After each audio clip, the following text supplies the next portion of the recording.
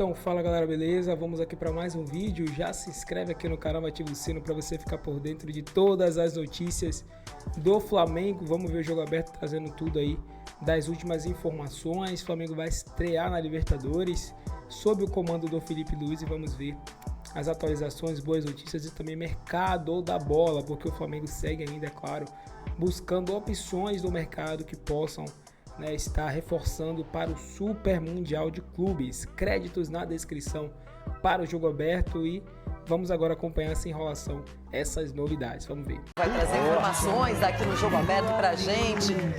Igor, é o seguinte, queremos saber se Pedro tem já data de retorno confirmada, porque muita gente se surpreendeu que ele antecipou em um mês, mais ou menos, a recuperação e é um jogador essencial e que faz muita falta ao Flamengo e principalmente à seleção brasileira. Bom dia pra você.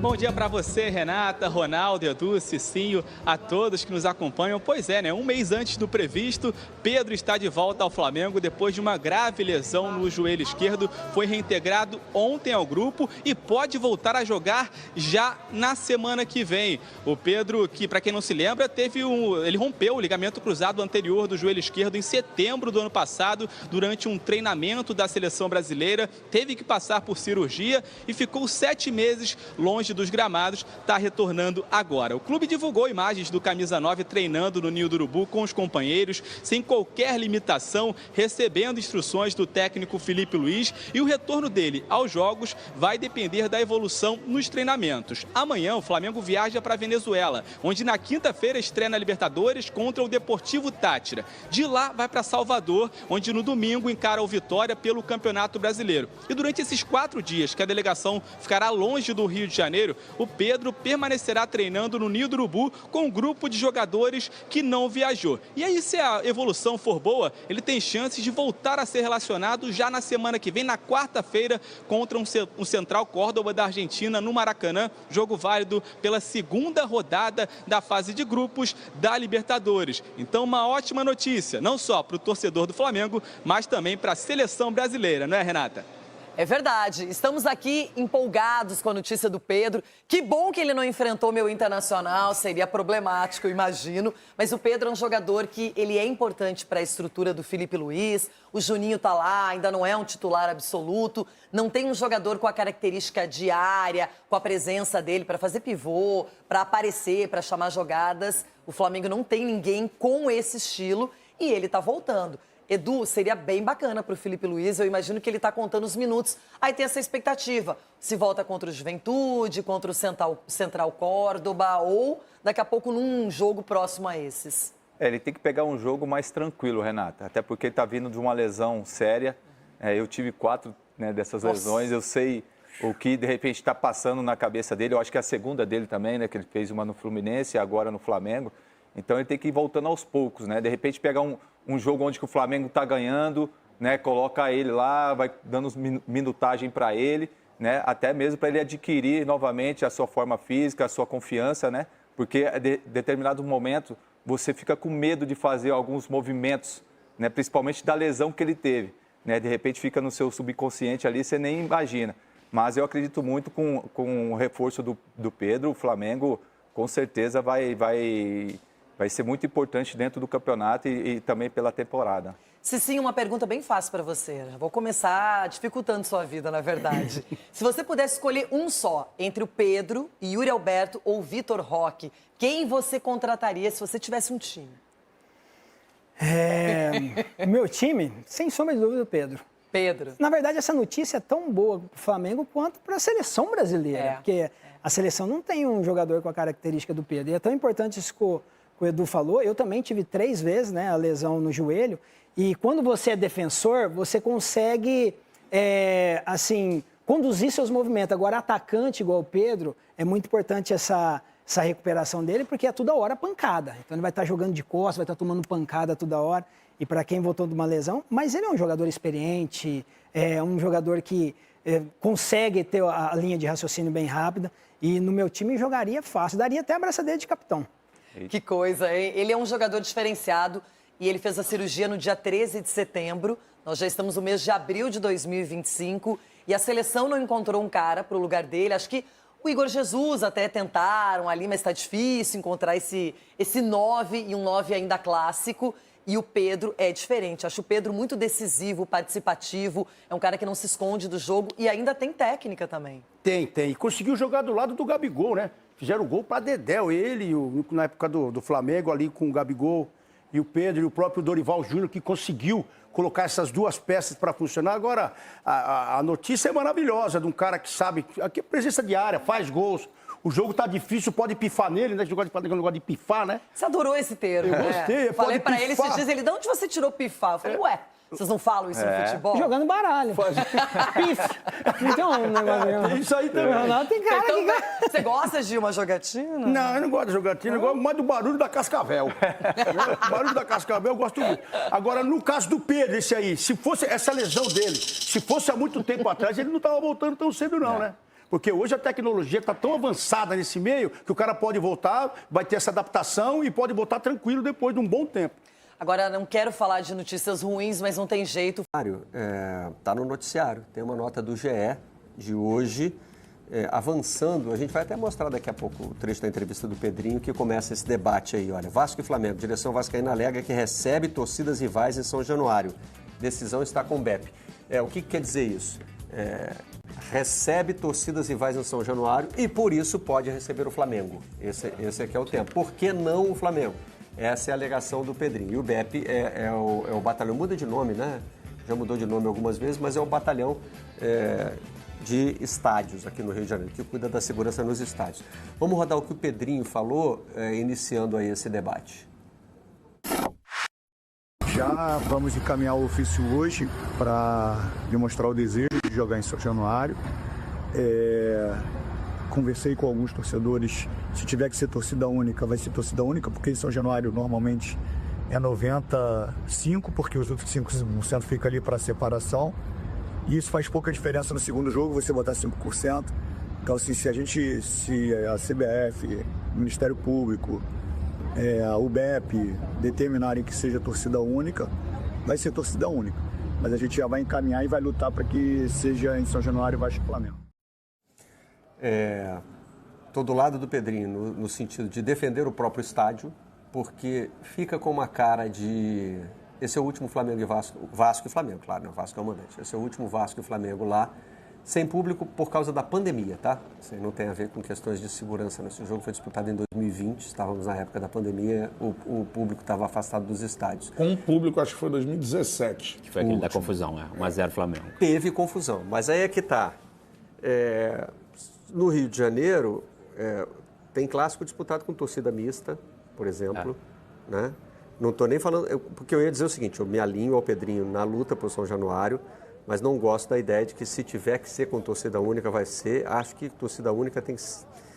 Enfim, não deveria nem ser o último recurso, deveria não ser um recurso. Perfeito. Né? E o Rio de Janeiro é o último bastião da luta contra a torcida única, né? Assim, dos grandes campeonatos, né? Dos jogos que envolvem grandes clubes, o Rio de Janeiro consegue ainda preservar. Tem aquela área mista do Maracanã, né? Acho que vale a pena lutar por isso também, lutar pela convivência entre torcidas, que nem sempre é fácil, a gente sabe, dá trabalho para o BEP, por exemplo, que é quem tem a última palavra. Mas dizer que as torcidas só não podem se encontrar em São Januário, para mim fica com cara de preconceito. O estádio é mais perigoso do que os outros, por causa da localização dele, não faz muito sentido. Né? A convivência entre as torcidas é pior, mas as duas foram juntas ao Maracanã. Sim. Né? Então, eu acho que essa luta do Pedrinho por jogar em São Januário contra qualquer outro clube, né? Inclusive o Flamengo, acho muito justa, muito legítima.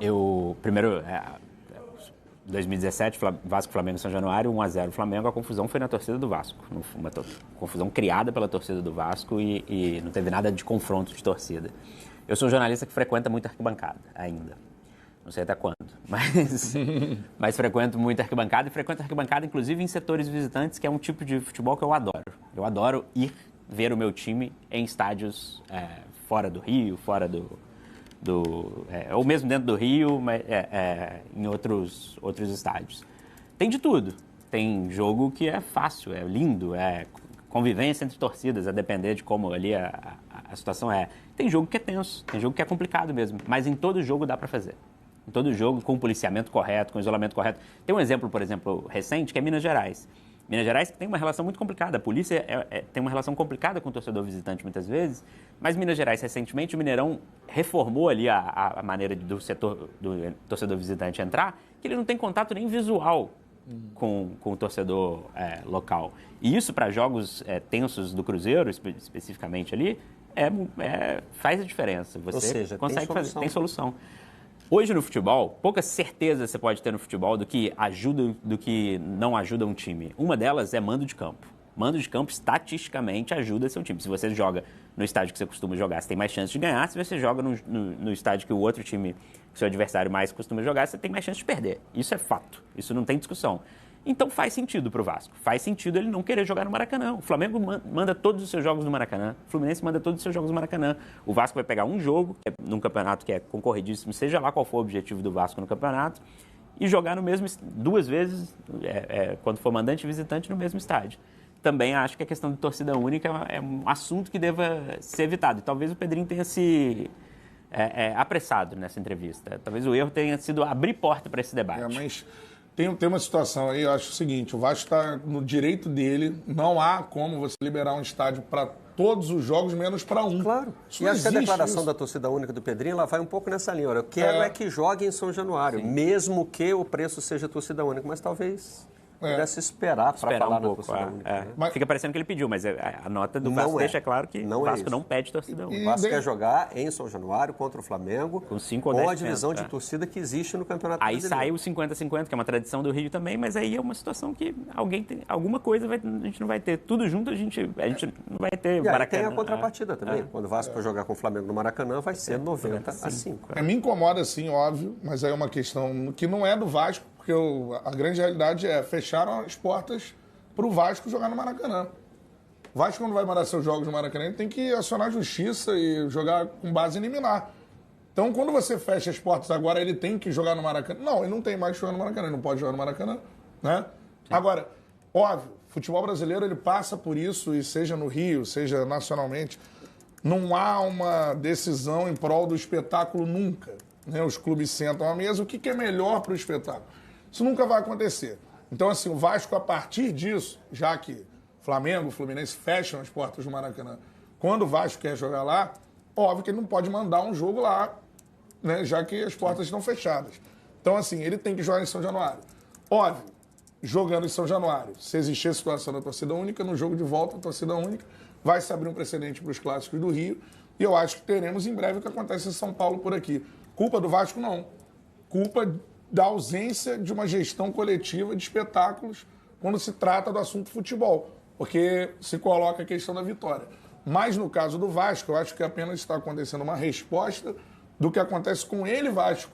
Se fosse natural o Vasco jogar no Maracanã, né, porque não é o Vasco que estraga o gramado do Maracanã, sim, como foi colocado muitas vezes. Se fosse natural o Vasco jogar no Maracanã, eu tenho certeza que os 2 clássicos esse ano seriam como foi no ano passado, 50-50 no turno e retorno.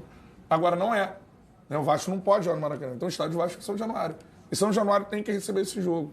Né? A obrigação, acho, todo respeito ao BEP, que faz um trabalho, né, é o batalhão de policiamento de estádios que existe no Brasil, aqui no Rio, né? Então, assim, é um trabalho de excelência. Agora, a obrigação da polícia, pelos impostos que a gente paga, é fornecer segurança para você ir e voltar em salvo do estádio que está liberado para receber partidas. Então, acho que é isso. Acho que é simplesmente isso. O Vasco tem todo o direito de fazer o que está fazendo. O Vasco deve jogar em São Januário. Fica uma tristeza porque os clássicos cariocas vão, acho que sem volta, para esse sentido. De a gente ter cada vez mais torcidas menores, ou 5%, ou torcida única. Vamos lutar por esse 5% aí, porque 5% é melhor faz que diferença. 0. Torcida única. E o BEP revê posturas, né? O BEP fala que não dá para mandar Vasco e Flamengo em São Januário, já se manifestou dessa forma algumas vezes, mas o BEP é o mesmo também que falava que não dava para ter 2 jogos simultâneos de 2 torcidas no Rio. E teve na Libertadores ano passado, durante as quartas finais, vai ter de novo. O famoso prefiro não. Prefiro não. Mas se tiver que fazer, eu dou meu jeito. Dá o jeito. Vai dar. O Rio de Janeiro... Ninguém está dizendo que é fácil, não tá? A gente sabe como é difícil, né, garantir a segurança de um jogo de futebol, mas, enfim, é algo que precisa ser feito. Hoje tem estreia de brasileiro. Muito bem, vamos agora para a notícia aqui do mercado da bola do Flamengo, né? Segundo o site, o Flamengo tem interesse pelo Richarlison e também outro atacante da Premier League para poder reforçar, né, a sua equipe. Então, vem informando aqui, né? O Flamengo, ao que tudo indica, está novamente interessado na contratação do Richarlison para a temporada do futebol brasileiro. Lembrando que isso já aconteceu há um tempo atrás, né? O próprio Felipe Luiz ligou para o jogador, né? Conversou com ele, tentou convencê-lo a vir, mas na ocasião isso acabou não acontecendo porque o próprio Tottenham acabou não liberando a situação, né? O Tottenham, o time inglês, acabou achando que o Richarlison deveria ficar, né? Queria contar com o jogador ainda. A fonte ainda destaca que a prioridade do brasileiro é seguir no futebol europeu, mas Richarlison vai ouvir as ofertas que chegarem. O jogador quer um projeto vitorioso. No entanto, ao que parece, Richarlison não é o único jogador de frente a estar no radar de Felipe Luiz e José Bodo. Isso porque, conforme noticiado pelo jornalista Fabrício Lopes, do jornal Dia, o clube também vê com bons olhos o jovem Júlio Enciso. O Flamengo também olha para o jovem jogador da Premier League de 21 anos. Ele é considerado uma das maiores promessas do futebol paraguaio. O jogador está com 21 anos e pertence ao Brighton, que disputa a Premier League. Entretanto, após ter tido pouco espaço nos últimos meses, ele foi cedido ao Ipswich Town por empréstimo. Apesar de ser atacante de lado de origem, Enciso também atua com facilidade no meio de campo, posição considerada carente no atual elenco. Então, né, esse jornalista considerou que o perfil do paraguaio é a prioridade no Flamengo. Jogadores jovens e que possam render financeiramente no futuro, que é verdade, né? Enciso em campo pelo Brighton e também no caso, temos aqui no caso também o Rafael Veiga, né, especulado também no Flamengo. Mas a verdade é que o Flamengo segue buscando opções, né? A gente sabe que o Richarlison ele não está sem viver o grande momento na Europa, né? O grande momento dele, né, foi na Copa do Mundo, né, quando ele fez ali uma atuação muito boa, né? Embora o Brasil não chegou na final, nem na semi, mas ele conseguiu se mostrar bem importante. E quando ele chegou no Tottenham também, ele se mostrou um cara bem importante, né? Fazendo gols e tal, mas ele teve uma queda recentemente, né? Lá no futebol europeu. E aí agora o Flamengo segue, né, observando essa situação, né, para ver se conseguiria trazer o jogador. E também tem esse Enciso, né, que é um paraguaio jovem, acho que até se enquadra um pouco melhor aí nessa possível contratação do Flamengo. Mas o Flamengo não descarta, porque bons jogadores, cara, sempre eles entram nessa possibilidade para o Flamengo, né? O Flamengo sempre olha para esses jogadores. Mas é isso, esse foi o vídeo, deixa a sua opinião do que é que você achou dessas notícias, o que é que você talvez espera aí do Flamengo, quem sabe contratar o Richarlison, quem sabe contratar o Enciso, se você conhece o Enciso, se não, você pode comentar aí e deixa a sua opinião. Agradecemos mais uma vez a vocês, estamos juntos até o próximo vídeo.